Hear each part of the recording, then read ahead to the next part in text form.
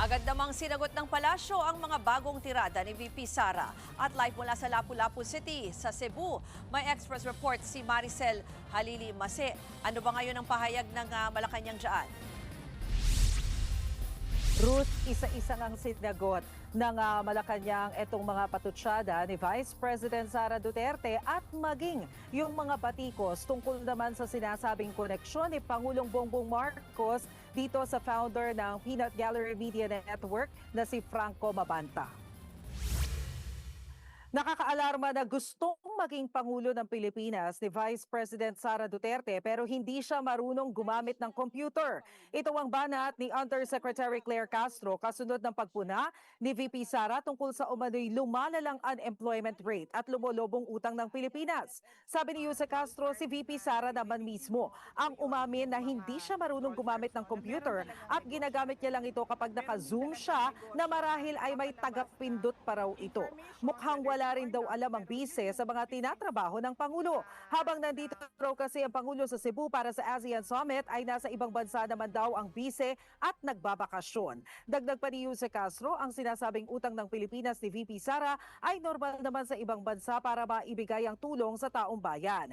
Lumaki rin daw ang utang dahil namana ni Pangulong Marcos ang utang mula sa administrasyon ni dating Pangulong Rodrigo Duterte dahil ito raw ay napabayaan dahil sa pang-aabuso ng Farbali at mga ghost project ng Build, Build, Build. Pakinggan natin ang bahagi ng panayam namin kay Jose Castro. Ayun ang nakakaalarma dahil nais niyang maging Pangulo. Ni paggamit ng computer ay hindi niya alam. Ang kaya niya lang gawin ay magpukpok ng tao. Nilinaw naman ni Jose Castro na ang pahayag niya na hindi magkaibigan sina Pangulong Marcos at PGMN founder Franco Mabanta ay kung kasalukuyan nilang estado ang pinag-uusapan. Hindi naman daw nila ikinakaila na naging social media director ng Pangulo si Mabanta noong 2018 pero 6 na buwan lang daw itong tumagal sa trabaho.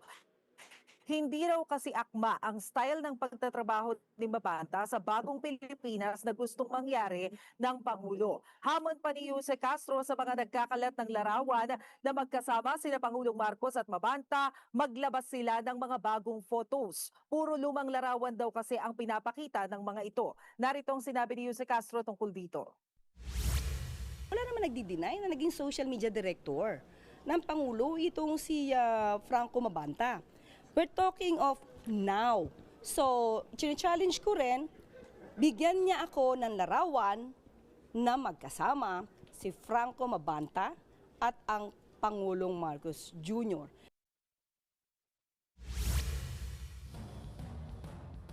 Ruth, hirit pa ni Jose Castro kung totoong close daw si Pangulong Marcos dito kay Mabanta. Bakit daw nag-post pa ng open letter etong si Mabanta para kay Pangulo? Kung talaga daw close siya, di sana personal na lang daw na sinabi ni Mabanta yung mensahe na gusto niyang ipaabot sa Pangulo. Ruth?